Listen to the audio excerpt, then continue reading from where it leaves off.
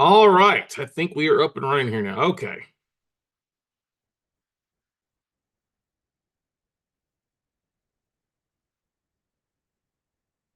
All righty, all good there. Hey, everybody. Happy New Year to you all. Happy 2025. Welcome to the first episode of Note Night in America in this new quarter century. I'm Scott Carson, known across the country as the Note Guy. We have been having some sort of Note Night in America for over 13 years now, which is just kind of crazy to think about that. But honored to be here. I think this is episode like 189 for the actual Note Night in America podcast. If you're watching live on YouTube, thank you for listening live. We're glad that you're here or listening to the Note Night in America podcast. Thank you for listening. You may want to jump over to YouTube to check out the link that we'll put in the description there for you.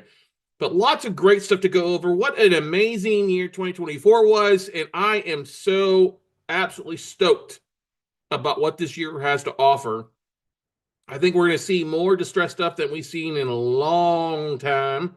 And I think we're going to have a lot of opportunity if you know where to look. If you're one of these individuals that does not like the market, that just wants to be force-fed or fed like a kid from your mama when you're 2 years old, the whole airplane force-fed, spoon-fed deals, you can find plenty of good deals that way, but you're going to find better if you know how to work and know where to rock and roll at. Okay. And tonight's episode is just kind of sharing with you guys how we find deals, especially what we are planning on using this year to help us find stuff that nobody else is seeing.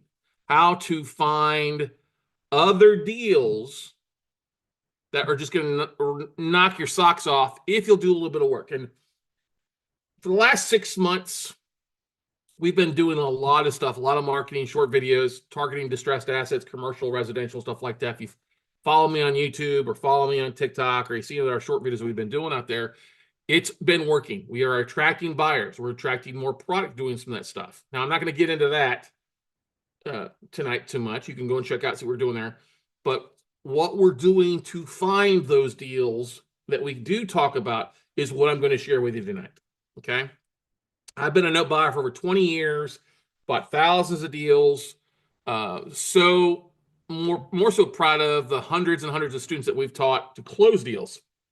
I got word right before going on that one of our newest coaching students is getting ready to close on his first deal this week. Using a self-directed IRA. I'm so proud of Sterling and just doing a great job. And we've got a lot of good stuff going on this year. Lots of great stuff. But anyway, let's dive into the nuts and bolts of tonight's call. I promise you're going to want to take notes. You're probably going to want to come back and check out. We're going to mention a couple different websites that we use and recommend. All right. Some of these I do get an affiliate kickback. I use it though. You know me. I don't recommend something I don't use. That's the big thing. If I'm going to use it and recommend it, I'll talk about it here, but I'll tell you, I don't use something, and I'm not going to recommend something that we don't use because I think it's a waste of time. And good to see you guys here live, John, Jim, a few other folks online here, Arthur. Let's get into the nuts and bolts of tonight's call, so you're out of here by 10 o'clock. I'm just joking. Anyway, we're going to actually split this into two different ways. Finding non-performing notes is great. Now, we're not going to get into how do you find owner finance notes? I'm not going to waste my time. I mean, I'll talk about a little about that in the residential side. Predominantly tonight, we're going to talk about how to find the lists of non-performing notes that are from institutions, commercial and residential notes. Okay, we've split this into two parts. All right, the first part we're going to talk about commercial because it's a little bit easier to find that stuff right now, and I mean that it is easier to find distressed commercial stuff based on the tools that we're providing. Now, if you are joining us on YouTube live, I do see we've got about 10 or 12 people on there. Hey, awesome. Make sure to type in the chat roll so we can answer your questions. But I'm going to ask you guys that are live here, keep your questions relevant to either the slide that we're on or wait till the very end. We've got a spot for you to go through. And if you're live on Zoom, if you have a question, I'm glad to bring you on live and let you answer your question live. That way it may be a little bit easier for it. But anyway, let's dive into the tale of two different halves, commercial versus residential. And we're going to start first with commercial. Now, where do we find notes from on the commercial side? Banks, hedge funds. We also leverage several search engines, I guess you could call them, for distressed commercial stuff, crediq.com, crexy.com. But one of the great things that we've been using the last few months, last quarter, I've used them all my entire time, but we made an investment into tracking foreclosure lists, especially here in Texas. And we'll talk about how we leverage those things by showing you a couple examples. Now, I'm gonna tell you right now, the foreclosure list, that's focused just here in Texas. I buy for an area here. We'll talk about our resources just for Texas. If you're outside of Texas, then you're going to want to check who provides your foreclosure lists in your county or in your city area to see if they offer a service kind of like what we have here in Texas. I'm very spoiled. I can pull foreclosure data on just about 200 plus counties. Commercial notes are basically 5 areas of Texas: the north, south, east, west, and central Texas. I'm located in Austin in central Texas. And so it gives me this stuff. But this is the great thing. Let's start first with, how do you find non-performing notes, commercial, from banks and hedge funds? Well, let's dive into that. So we leverage LinkedIn. Now, you've heard me talk about this before. Don't log off. Okay, LinkedIn is one of the most critical facets of your business. You want to have a complete LinkedIn profile. That means your smiling face. You want to have a header image behind you. You want to be sharing information about what you're doing, pictures of properties or articles. Simple. Like I shared a simple post on Friday about a DSCR loan in Florida that came across our desk. Talked about details of it, and bang, I got over 30,000 people viewed that photo and that post, and it's been a very nice post for us with a lot of things. Do I get 30,000 every time? No, I don't, but it does help you in that. And some of those have been asset managers, some of those have been lenders, realtors, funds that have reached out to you. It's been a busy day today with some phone calls and bookings this week from talking with people, okay? But on LinkedIn, if you go to LinkedIn and just do a search by a special asset manager, secondary marketing manager, whole loan traders, chief credit risk officers, okay? Those 4 job titles will help you find people at banks and hedge funds that are in the process of handling the distressed commercial notes for the bank, okay? What do? You send them a direct message. You probably want to pay for an upgraded LinkedIn and send them an email. Hey, I believe you're the right person at such and such bank in charge of non-performing notes for your bank. I'd love to talk about buying or get on your investor list, okay? Now, I like to use this on a daily basis. Now, I'm kind of capped out my connections at 30,000, so I have to use more in-mail stuff. I can't just send a willy-nilly like a lot of people are doing, sending out 20 to 100 connection requests per day. I actually have been having to go through into my connections on LinkedIn and get rid of people that really aren't fitting my profile anymore, which can be a little bit of a challenging aspect. But most of you aren't going to be at that point where I'm at, okay? You can use a service called Octopus CRM.io or Rocket. Rocket Reach is another tool that we've come across. It's been fabulous. One is to make connections on an autopilot a little bit per day with Octopus CRM, sending out 20 to 100 connection requests with the right people. The other one is when you're searching for people and you find a name, Rocket Reach can actually help you find a working email or two and potentially a phone number of the person that you're searching for. This has been really, really helpful in changing how we kind of approach our drip marketing campaigns with email. Okay, I'll get to that in a second. But anyway, so this is, if you go to Octopus CRM, this is the first thing it's going to do. You can see on the screen here. If I go to and do a search for chief credit risk officers, it's going to pull up in LinkedIn that whole list, 1,000 or 2,000 names, right? Well, Octopus allows you to pull over 1,000 profiles into Octopus, which is a Google Chrome extension. And then I can pre-write what I want to send out here, kind of like in the center here, where it's first name, last name, business, job title, that stuff. I can say, hey, blank, I see you're the blank at blank. Are you the right person in charge of your non-performing note sales? Let's talk. I'd love to talk about buying. So I can do that and send out connection requests to 20 to 100 people per day, depending on where you're at. And if you got a brand new LinkedIn profile, it's probably only going to let you do like 20 a week until you upgrade your account, okay? This costs about $100. No, I'm sorry. I have the month to month. It's like $21 a month, okay? If I do month to month. on this. If you want to pay for the full year, I think it drops it down to like $15 a month. Okay. But this is how actually this one tool helped me grow my LinkedIn from 5,000 to the 30,000 over a period of a couple of years. Okay. I'm a very big fan of it. If you're going through our coaching, this is one tool that will help you no matter what niche you're in. You do it. Now, it's not going to give you emails. It's going to basically connect the people through LinkedIn and either send out connection requests or send an email invite through LinkedIn and make it look like it's a connection request if you're capped out. But this is one way that we built like 20, 30 different lists within LinkedIn and Octopus, like special asset managers, secondary marketing managers, whole loan traders, chief credit risk officers, note investors, IRA investors, real estate investors, Texas, real estate investors, Florida. All right. Great resource to build a list of right party contacts for you to use in your business. Okay. Now you're going to still want to go through and kind of check that list, but it's the way the automation on this thing, that alone is worth its weight in gold for 21, 22 bucks a month for you to be able to log in the morning, send out 20 to 100 networking requests and go do something else, go for a walk, ride your bike, go sit on the pot, whatever you do in the morning. But start that networking, start that LinkedIn thing rock and roll. Okay. Because asset managers are going to look at your LinkedIn profile and see how many connection requests you have. They just are. If you're brand new, it's okay. But the more you have, the more credible, especially if you start to being connected with a lot of other asset managers, that adds credibility to your, oh, you're connected to this guy, you're connected to this gal. Boom, they must be serious. Okay. Great tool. All right.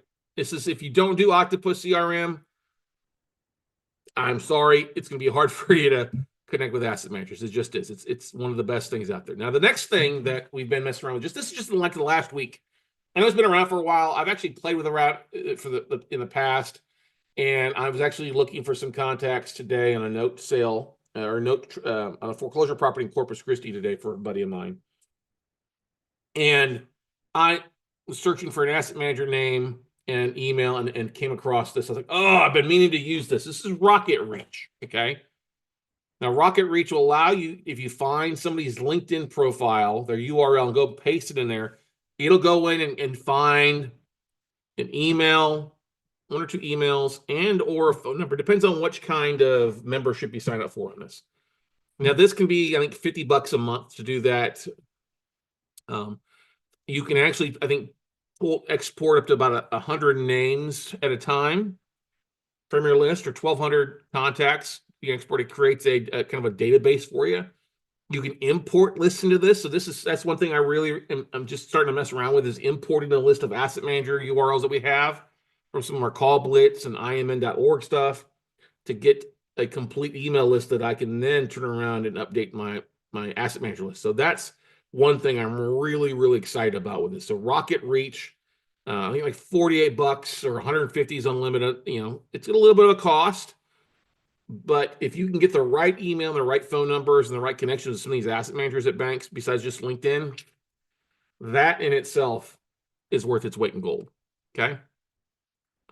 I'm a big fan of CredIQ. If you've not heard me talk about CredIQ is probably one of the most powerful tools in the commercial real estate space. Okay. Now, it's not cheap. It's about $200, $300 a month for access to this. But what CredIQ does is they are linked into all the special servicings. And my buddy Mike Haas out of Philadelphia, I won't hold it against him that he's a Philadelphia Eagles fan. But Mike and his team over there have just done a great job. They're linked into all the special servicers. So you can go in here and search and pull up just any commercial property in the country. It'll tell you who like the LLC owner is. It'll tell you who the sponsor is. It'll give you the LLC name, the contact information, all the notes from the special servicing company, who the special servicer is. You can search by asset class type, distress type, unit type, if you're looking for multifamily stuff, geographic area. It is awesome. And they are really starting to make a wave with Bloomberg, or the Real Deal, and a bunch of other of these big news sources on the commercial real estate sites, because their stuff is just phenomenal. All right. And you can set up a free trial, get a free kind of walkthrough. What is it? Is it Nate that's over there does that now for me? It used to be Shane. But anyway, This is a great tool. CredIQ. I can't tell you how many people call me, oh, I'm looking for multifamily deals. Okay, if you're a multifamily investor and want to look for distressed multifamily, go use CredIQ. Well, it's like $300 a month. I'm like, well, yeah, you're going to spend a little bit more money for better information. Okay. And if you're going to be in the commercial real estate space, guess what? It's going to be a little bit more money in your due diligence to find deals, but it's be much more valuable. Okay. And that's why I say take the free trial, use it for a week, mess around with it, get a free walkthrough from the guys over there. It is valuable if you will just freaking put it to work. But literally, you can create different lists and watch. It's just wow. Not only is it good to find deals, but also sponsors, raising capital, especially in specific areas. I found a lot of uses for this, not only on the deal flow side, but also on the raising capital side. Like, think about it. Would it be valuable to know who the sponsors are or who the credit partners are on multifamily deals in the area that are performing? Would it be powerful to find out the sponsor on distressed multifamily deals, who that lender or who that borrower was, who the lender is? Yeah, it sure would be. And this is one tool that I absolutely love when it comes down to it. Now, another tool that we play around with is CredIQ. You've probably seen CredIQ. We've spent some time on this. CredIQ is good. It will actually, what's great is you're looking for like commercial deals, especially a lot of owner finance stuff is with commercial stuff. They'll give you actually a lot of information on stuff that's been owner financed and when it matures and the loan date and that kind of stuff. Same thing that CredIQ does. It's a little bit different here, more on the owner finance stuff side here. But CredIQ, we've used this to make some offers, do a little due diligence, find some distressed stuff. You can actually go on here and find, if you're looking for like a commercial deals that people are offering owner finance stuff on it, that's an opportunity to find on here. It's a little bit different than CredIQ. So CredIQ can help you locate properties in specific geographic areas and see what's going on and research and compare properties, stuff like that. So this is another great deal to find, especially commercial. You can see if it's performing or non-performing and go that route to find some opportunities for you. Okay. Let's move on here. All right. Oh, 10X, you've probably heard of Auction.com. 10X is obviously Auction.com's commercial sister to it, her brother.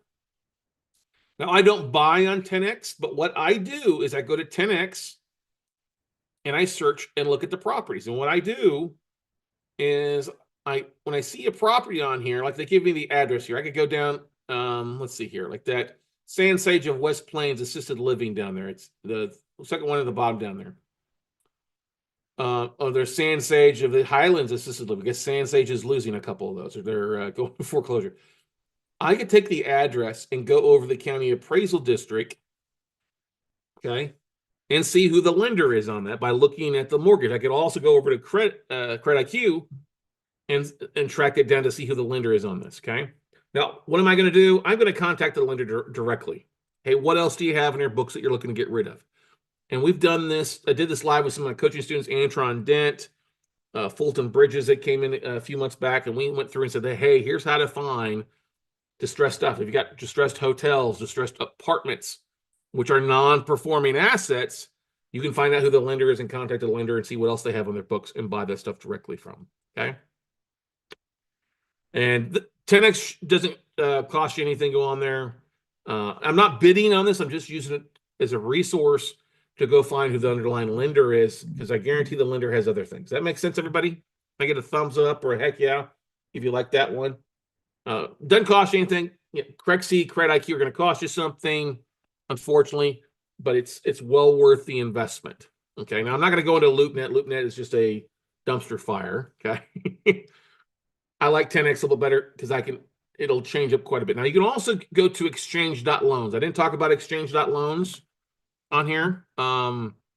They've got different stuff available. I would reach out to them as well, and I can bring it up in a little bit here. Next one. On the foreclosure list. Now, here in Texas, as I mentioned beforehand, the foreclosures take place every the first Tuesday of the month, which in our case, this month is actually tomorrow. I'll actually be up at the foreclosure auction in the morning for a little bit before I got to go to a doctor's appointment. But Roddy's has been doing this for a long, long time, 20 plus years of pulling foreclosure lists in 230 plus counties. Okay. Now, they're known for their residential stuff. Like there's over 4,300 foreclosures across Texas in commercial and residential going to foreclosure tomorrow across the entire state. Okay, like 847 in Harris County. Well, I've been targeting the commercial stuff. That's a little bit more expensive, but I get a lot of great detailed information when it comes to it. So get signed up for a few months. It's about $300 a month. And I picked Central Texas. Now, Houston, which would be East or East Texas, has it a little bit more every month. But I like something there I could drive to. So I see San Antonio, Austin, Central, all over Chris, Central Texas could go up to Waco. I saw a deal on there in Tyler. Give you a bit of an idea, like I paid for stuff and it gave me about 90 commercial properties, and I mapped it really fast here on Bass Geo based on the address. So yeah, some of the stuff like Tyler, College Station, San Antonio's got Austin quite a bit there out in Midland, or not quite Midland, but out towards that neck of the woods. Okay, everything's a little bit different. Now, what does that spreadsheet look like? Do I have it up here? Here we go. Share. All right, can you guys see the spreadsheet that I think you should see now? All right, I see the map is still on there. Yep, so John says you can see the spreadsheet. Okay, so this is the commercial spreadsheet. Just to give you an idea, their residential spreadsheet is set up very similar to this, so I don't have to go back into it. So you've got the upload time. You can see the report ID, estimated equity, margin percent, estimated unpaid balance, the clerk, year of the report, city. I added the state. They're all Texas. I had to do that for the map. Maps go page. Type of asset, the classification. Let me filter that. Okay. Thank you, Alicia. Good to see you. The loan type, street number, address, bed, bath, garage, property square footage, if it's got a pool. Some of these like duplexes and fourplexes on here, I don't know, they ranked as commercial, but it's actually really a residential loan, but that's okay. Legal description, subdivision, the mortgager first name, mortgager's last name, that would be the borrower in Texas. And mortgagee, that's the lender, and then the trustee, which is the attorney handling the foreclosure. Now, remind me, this is in Central Texas, not Houston, but it covers like Bexar County, Williamson County, Comal County, Gonzales County. A few counties are ramped up into this, which is great.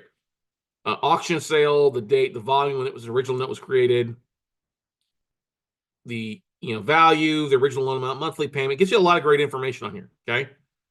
So what I like to do, owner's street name and owner's address, which is really kind of cool as well. And then a geo reference. Some of these are not available. So what I like to do is go over here, first and foremost, look at directly the mortgagee. Look at these lenders. Let's blow these up a little bit for you. Okay. So this is the lenders that are foreclosing. These are all distressed non-performing notes on here, right? So my goal is to look at these lenders and say, okay, who can I reach out to who may have multiple deals, maybe not just here in Texas, but all across the country. Okay. Now, yes, would it make sense for me to look at the asset? Yeah, of course I could go over here and look at the asset. Okay. And I can see if it gives me a lot of times the type of asset class it is. So like VA loan, conventional loan tells me the loan type. Okay. If we go over here a little bit further, there we go. It tells me, I forgot to sort this. Let me go ahead and freeze my panes on the spreadsheet there. Okay. So now it tells me what kind of asset is it? Land unknown, vacant land, commercial, duplex, multifamily, land, multifamily, multi-dwellings, rural residential, vacant land, commercial, vacant lot, multifamily, duplex, farm and ranch improvements. You see, it's what I've had self-storage, I've had industrial on here. We had mixed use, we had an RV park a few months back. 89 foreclosures is not that too exciting here in Austin. It's a lower month than it's been for the last few months. But what I'm getting at here, ladies and gentlemen, it's got all the stuff that you need on here, like this one here, 5827 North Loop West. Was it 291 unit apartment complex in San Antonio? Let's go over here and take a look.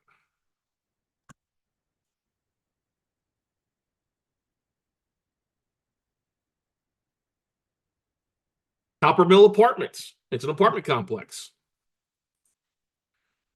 Yeah, there we go. 291 unit apartment complex. This was supposed to go to foreclosure last month and was delayed to this month. Okay. So if I go now back to my spreadsheet, guess what? If I look at the Copper Mill Apartments, who lent that money? Who's the lender that I want to reach out to? Okay. It's a fund. All right. B Sport 2021 F Florida 7 issued. I don't know who that is. So, but I do have the trustee, the attorney on that. Okay. Well, guess what? I'm going to reach out to the attorney if I was interested in buying that note. I can reach out to the attorney, but I found a non-performing apartment now going to foreclosure auction, and I'd be willing to bet that lender's got more than just one. Okay. Same thing. You see like Rose Community Capital, Bank of the Ozarks. These are all going to be real things. So what would I do? I would go over, I get the Bank of the Ozarks here in this one. I could go over to LinkedIn, look for Bank of the Ozarks special asset manager, see who I find is 3 or 4 names using LinkedIn, take that contact and go into Rocket Reach, drop it in there and find an email and see if they're looking to get rid of stuff or what else they have in their books. Sonora Bank. That's the beauty of a foreclosure list is these are all non-performing notes that are at the foreclosure process. And I'm not going to necessarily be lucky enough to maybe buy this note by tomorrow, but it gives me the insight to see who has got stuff that they're foreclosing on. If they have one, they've probably got more. Okay. And the great thing about commercial notes versus residential notes, most of the bigger banks will have a specific asset manager who's easier to deal with to find a one-off note than a residential who's not going to sell you a one-off note most of the time. They may just sell you a portfolio. That's depending on how big the bank is. Okay. Now, if we fast forward a little bit on the residential side, what I would do on the residential side is I'd go to the lender here too, and I'd get rid of the Bank of New York Mellon. I'd get rid of Chase Bank. I'd get rid of VA. I'd be getting rid of like the top 5 or 10 institutions out there because they're not going to sell anything off. And I would focus on the smaller bank, like Sunflower Bank NA. Okay, they got 1 or 2 there. I'd look at Sonora Bank. It's a smaller bank. I would reach out to them to see if they're willing to sell any of their residential notes in a lot of cases. Okay. But this is what's so valuable about a foreclosure list is it gives you so much information.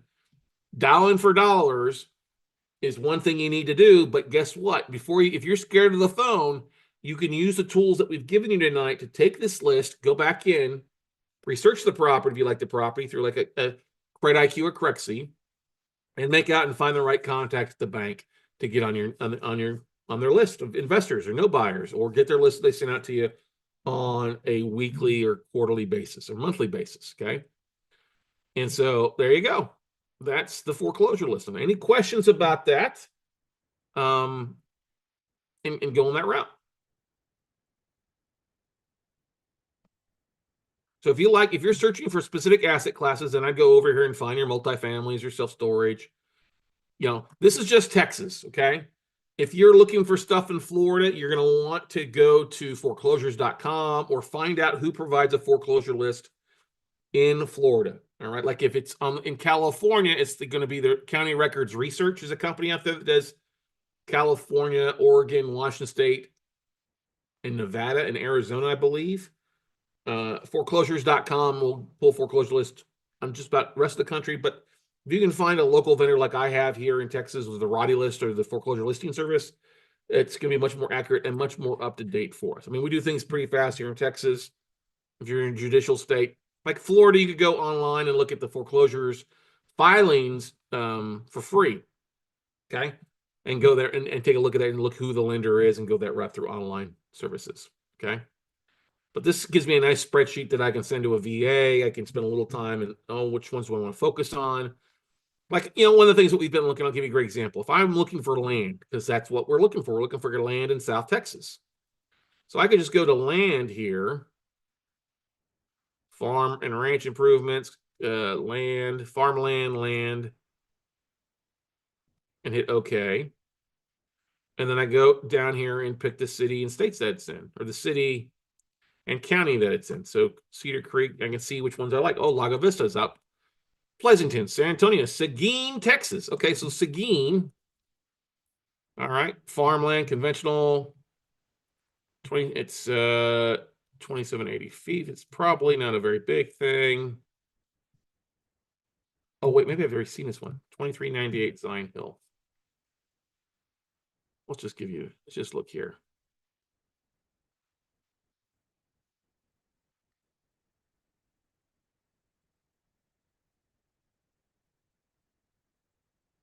There it is. Oh, that's the property.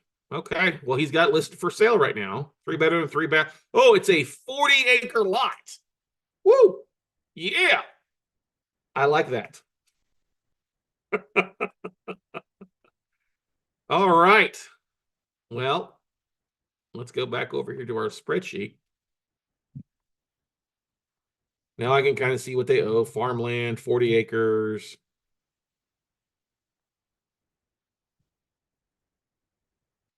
They only owe about 214 on it. It's worth about 300, I guess you could say. I think it's worth more than that, but maybe it's just a house.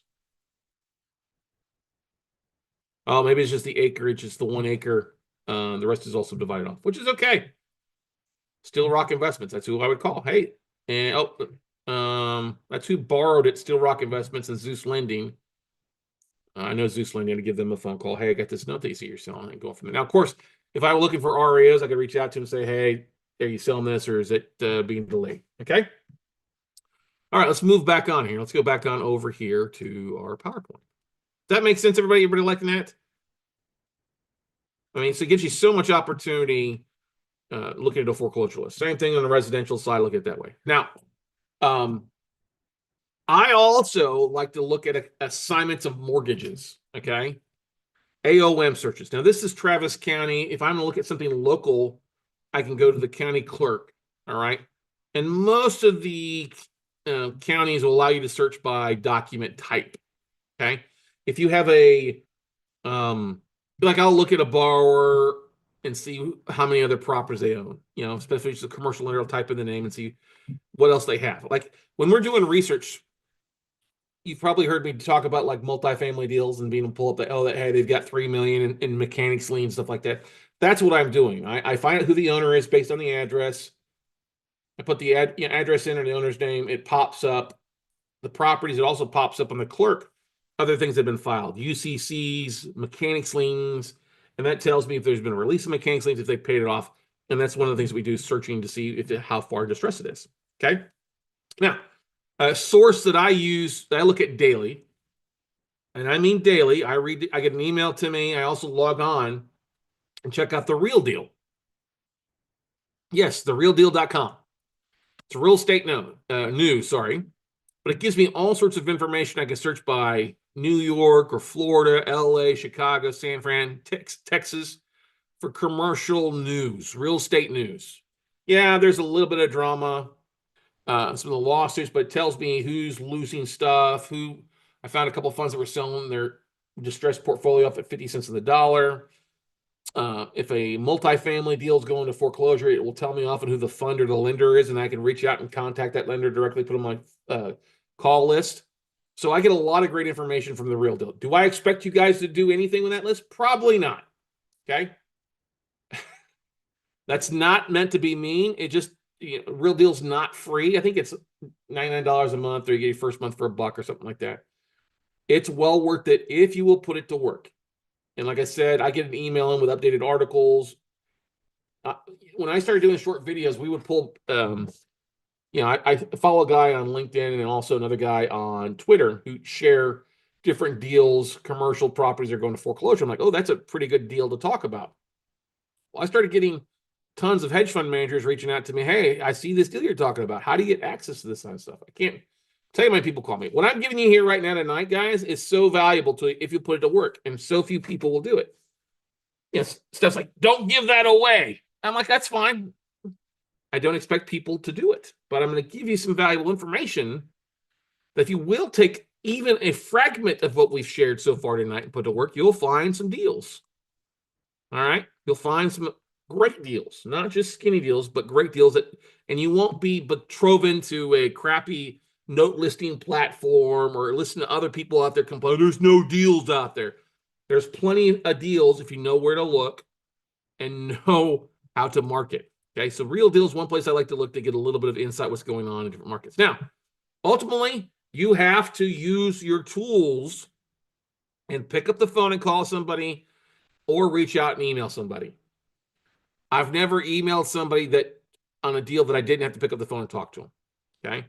Now, I know a lot of people didn't like the idea of me pulling lists from the state licensing websites and giving you 50 to 100 bankers to call. I get it. It's a new year. You don't have to do this so much now. But you do need to embrace LinkedIn, and you do need to embrace having some sort of CRM tool like REI Black Book or Keep or just even MailChimp to start that conversation and follow up and follow up and follow up. Okay. I'm always amazed that when I talk to people, I'm like, how often are you emailing your database? If you're not doing it once a week, your database is drying up on you and becoming less valuable ever by the minute. Okay. If you don't have a database, shame on you. Bless your heart here in Texas, what we would call you. Okay. Love you, but bless your heart. John worked hard, but he sure didn't do anything with his list. Okay.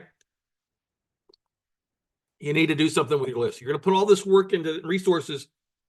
Make it something that's valuable. You can send an email blast out to in minutes and reach 1,000 asset managers or 10,000 asset managers or 60,000 asset managers.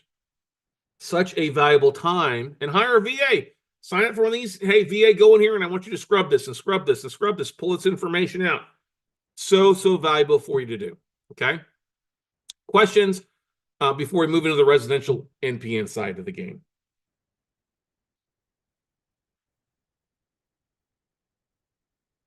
All right, moving on. Now, residential NPNs, same thing. This would be a little bit of a duplicate here. We target banks and hedge funds directly for these. Hi, hello, life of the hello. Good to see you. Thanks for joining. Thanks for coming. For residential non-performing notes on single-family homes, duplexes, triplexes, fourplexes, we target banks and hedge funds. We call the same departments. We do the same searches on LinkedIn for people in those departments because most banks will have a residential special asset manager and they'll have a commercial special asset manager. Okay. We also target foreclosure lists, just like I showed you. Okay. And you'll often, if you go to some of the different Facebook groups or Bigger Pockets or LinkedIn, LinkedIn groups, you can find people that will have non-performing residential loans. They may not have a big list, but they may have some. You know, it used to be big in the day was people talk about FCI or paper stack. Okay. Well, you know, FCI is gone. Does paper stack have some? Yeah, they primarily have owner finance notes. They're not going to have a huge amount of non-performing notes. They have a lot of newly originated paper on there. And that's kudos. That's kind of what they've fallen into, getting people to post on there. Occasionally you see some non-performing notes, but most of the good stuff that we see comes from our contacts. All right. Comes from the banks, the hedge funds, and or reaching out to smaller banks and institutions like I was just talking about based off the foreclosure lists. Okay. Now, there is another source besides networking and social media groups. Don't just go there, hey, who gets, you know, who's got a source for non-performing? People are not going to give you their source for non-performing notes. You're going to have to go out, hunt and kill and mount and smoke that non-performing note list yourself. Okay. You're going to have to put a little bit of work to do it. That's why we harp so much on the marketing side, is because once you get a list in from an asset manager at a bank and they send it to you on a monthly basis, or you can email them monthly, hey, what do you have in your books? It leads to so many deals, repeat deals. It's such a beautiful thing to have deals being fed to you from a variety of different sources. Okay. If you don't have that, there is another way to find it. And we like to look at the county records. Now, I'm going to use Orange County, Florida as an example. Okay. Orange County, Florida, pretty easy. That's where Ratland, Universal Studios, it's Orlando, not Orange County, California, but this is Orlando. And the website I like to go to for all the county records is Netra Online, NETR Online. It's kind of a landing page that you can select state and county, and it'll pull up all the county public offices. So like on this one, we have the property appraiser, we have the controller, which is the recorder's office, the tax collector, the mapping, GIS, the historic aerials, or the orange NETR mapping and GIS map. Okay, I don't really need those. You're going to be using appraiser websites a lot most of the time in real estate. And the recorders. Now we're going to click on the recorder's office. This is going to take us over here to this website here. This is what's going to look for the recorder. You can see that on that. Now I'm going to type in, if I'm just going to do a search here, I want to look for assignment of mortgages. Now, an assignment of mortgage is recorded when a note is sold. Okay. So if I'm going to sell a note to John Sherry in Orange County, it's going to say my LLC assigns to John Sherry's LLC. Okay.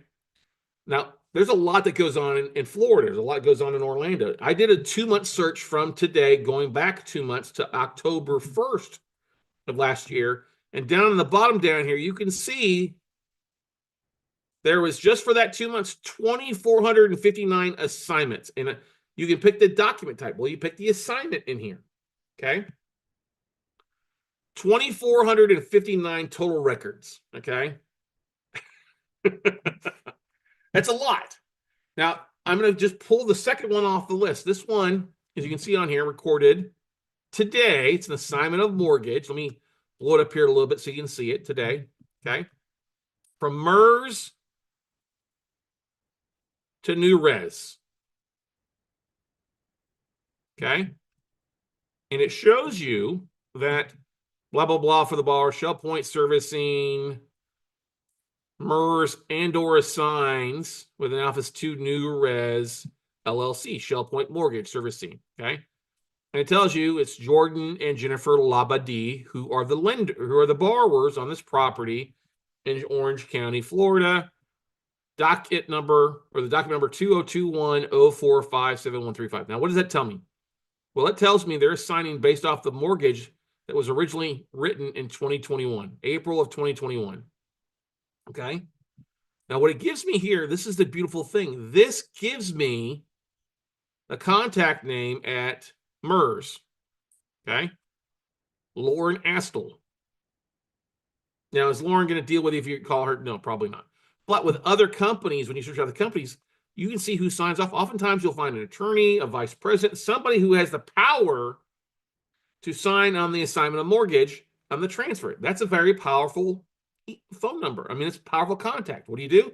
You take that name, you go over, you look in LinkedIn, you looked at Rocket Reach to find that person's name, and then reach out to them. Hey, I saw that you were on an assignment of mortgage, right? As your bank, your lender, your fund selling notes, non-performing. Now, I don't know what's going on with this deal, but I think it's a non-performing note. Most of the time, this is just a recent recording date, January 6th. If it was a newly originated mortgage, it would be somewhere in the last 2 weeks because of the holidays. Okay. A lot of stuff didn't get filed over it, but this was done. I don't have there was a date down at the bottom here that I cut off. Okay. But the great thing about this is I now have a name at Shell Point Mortgage Servicing. I know an address to call about. A nationwide title clearing. See, that's great. So, but the thing is this name down here, very, very valuable and who to reach out to. Now, I could do a quick search too and see, well, do Jordan and Jennifer Labadie still own this property? So I went over the appraisal network, and sure enough, in Orange County Appraisal Network, when I typed in Labadie, it picked up this exact property, 6269 Hamlin Reserve Boulevard. That's what it looks like with a bad photo. If I click on it and went to Google Maps, here's a current photo of the property. Okay. So their mortgage just got transferred. Now, most of the time, performing notes don't transfer. It's usually going to be a non-performing note or something, but maybe they did sell off a big chunk of their portfolio. It varies a little bit. But guess what? I have a name. I have a property I can refer to back, say, hey, oh, look, that's probably Jennifer right there. Hi, Jennifer. Look at her right there. I didn't see that when I saved this image a little bit. But anyway, if it's a non-performing note, great stuff. You can see, if you get a list of non-performing notes, you can see who you bought it from or who's selling it, who they bought it from. Wink, wink, and go direct to the source. All right. So when I see like my competitors blasting out a full list, I'm not going to go through them. I'm just going to go direct who they bought it from. Okay, I'm going to go, who is their source? And I'm going to add that source to my database. Now, some people, well, you should go direct. You're violating it. Well, if I'm seeing a list from somebody, I'm going to go direct, especially if I know the seller and I've bought from them in the past and they're a reputable seller, I will all day long pay them. Glad to pay them their commission, stuff like that. But there's too many joker brokers out there slapping, throwing stuff across the board to have no business being in the business. Okay. I can also go type in a name and see if I can type in an LLC name and an assignment of mortgage and see if they've sold or bought anything in the county. That's kind of cool too. If you know sellers' names or LLC names that are selling notes, you can see who they like. I've done that in Indiana and Ohio, like Harbor Portfolio, which bought a lot of contract for deeds years ago. I would go to the county records and do a deed search and just put in Harbor Portfolio, and it would give me everybody that they ever sold a contract for deed to in like Marin County. All right, that's Indianapolis. Or if I did like Hamilton County, which is Cincinnati, or county for Columbus, I could see everybody Harbor sold to. Well, what I do, I would just go find their information and reach out to them directly. Said, hey, I saw that you've bought some contract for deeds from Harbor. Do you have anything on your books that you're looking to get rid of? Okay.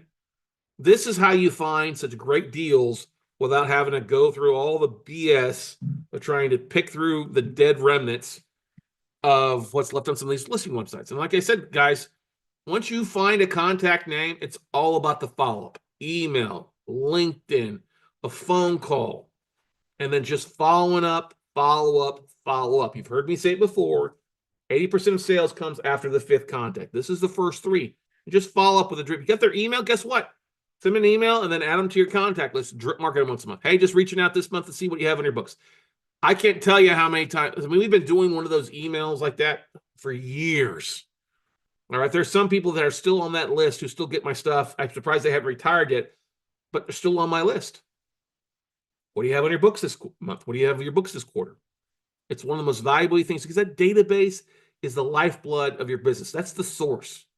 That's the life force. Okay. It's the spice. Spice of your note life. But most of you are not going to take the action. Most of you are just going to, I'm going to go do something else. If you really want to buckle down, guys, these are the things that will help you find non-performing notes on the residential and on the foreclosure side of the ballgame. Now, our way, one contact equals multiple deals. That's different than most of you. All right. Everybody's chasing like owner finance deals. Yes, there are some people, I have multiple properties. Okay, good, that's great. But I guarantee they're not going to be the source of where we get one seller who has sent us basically 1,500 notes to cherry pick from in the last quarter. Yeah, is there going to be junk on them and some deads? Of course there is, but still a lot of deals to look through. I don't have to go out and spend thousands of dollars on direct mail. We have 0 direct mail costs. I take that back. We had some because we had a few cards we sent out this month. But you need a good CRM. And like I said, REI Black Book is good. Keep is good. Active Campaign is not very good. Constant Contact is not good. MailChimp is okay. But the most important thing is build in your follow-up plan. Send an email blast out to your database of asset managers at least once a month. Your warm list of investors once a week. And the whole idea is to build this list and then rinse and repeat.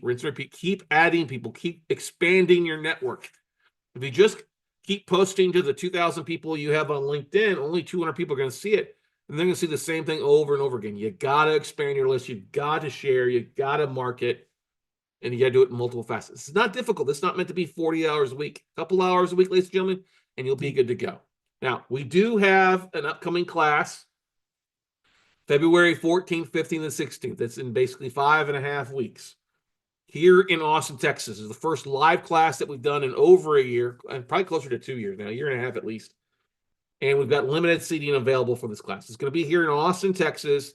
You can get signed up by going to notebuyingfordummies.com. It's 3 days with yours truly. We get started at Friday at 9 o'clock in the morning. We'll go to 5 or 6. Same thing on Saturday. Sunday, we'll go like 9 to 3 because I know some folks will be taking off for the airport to head out of town. But it'll be one of the most impactful workshops for you.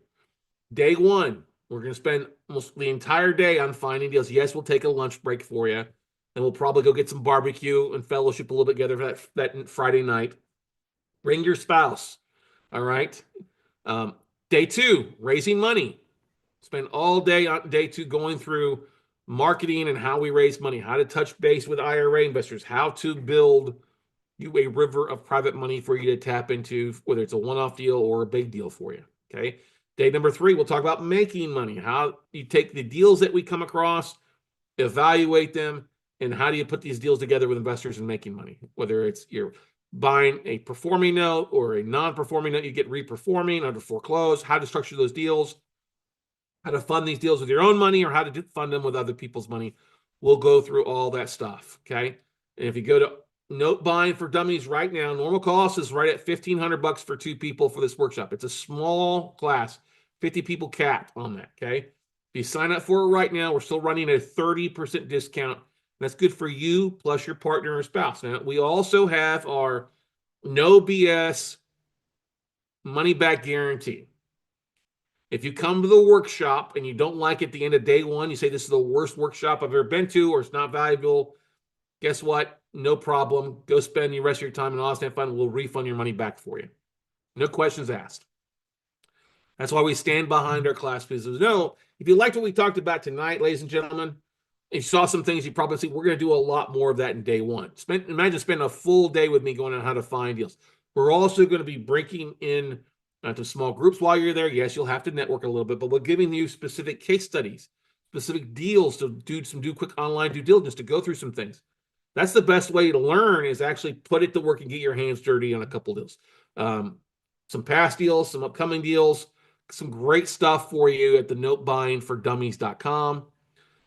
If you're interested in finding more information, if you need to split it up into 2 payments, let me know. I can make it a payment arrangement for you. We want to have you there. The thing, guys, is we may teach this once again in August. Don't wait 6 months to do this.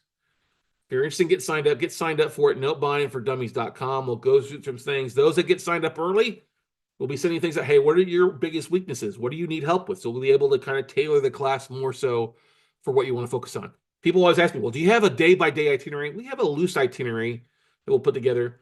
But for the most part, that's the itinerary. First day is all about finding deals. Day 2 is all about raising money, marketing. Day 3 is all about making money. How do you put the finding, the funding to get it to flow, or the flip, depending on which way you go. All right.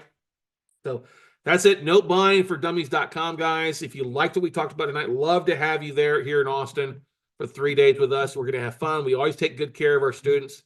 It's a blast for those that have attended in the past for you. So wanted to open up for Q&A right now. If you guys have any questions, encourage you to ask. I am monitoring the YouTube live stream as well. So if you have any questions you'd like to ask about what we covered tonight or anything else, now is the opportunity for you to go in and type in the chat roll or raise your hand, and I can bring you on live to answer your question live if you'd like. Now, if you're in YouTube, just type in the Q&A session there for those that are still there.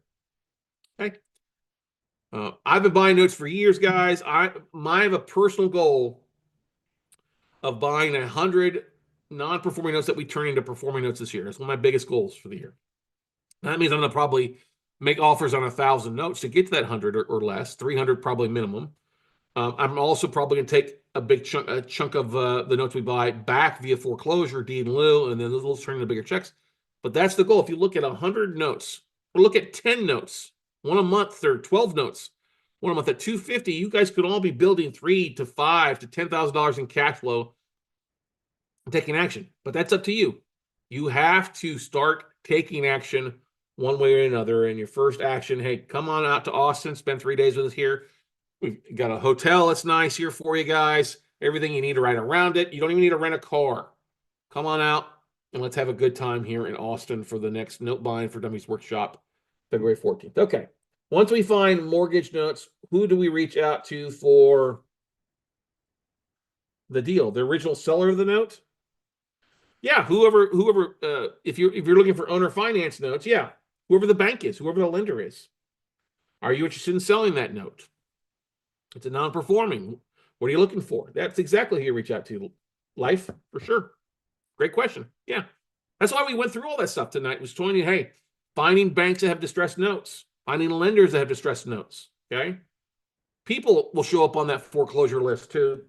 Hey, what do you have? What, are you looking to get rid of this? This is the only thing. I mean, I found private investors, IRA investors on the foreclosure list here in Texas before that I've reached out and made good relationships with. Okay. So once again, that class is notebuyingfordummies.com. That is the link to get you signed up for that. I see a couple people have clicked on the link already. That's notebuyingfordummies.com. We hope to see you here in a couple of weeks. If you have any questions, you can always reach out to me at talkwithscottcarson.com. That's talkwithscottcarson.com. That's my meeting link. Reach out to me if you have any questions. I'm always glad to answer any questions and talk with our students. And we look forward to 2025 being a successful year for all of us, especially if you're in the note investing side out there.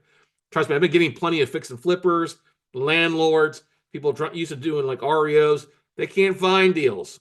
They can't find stuff at discounts like they normally would. And so the note investing side is an opportunity for you to take advantage of that. So let's get you in front of some deals. Let's get you breaking down some deals. Let's get you making some offers. Let's get you raising money and truly making 2025 your most profitable year. Thanks for joining us live, everybody. If you're catching the replay, like I said, talkwithscottcarson.com. We'll put a link in the show notes as well for you to get signed up for the workshop there. But take advantage of that 30% discount. It's going to last forever. We'll, as we get closer, that discount will be dropping week by week. So take advantage of it, and hopefully we'll see you here in Austin, Texas, everybody. Have a great evening. Happy New Year, everybody. Hook 'em horns.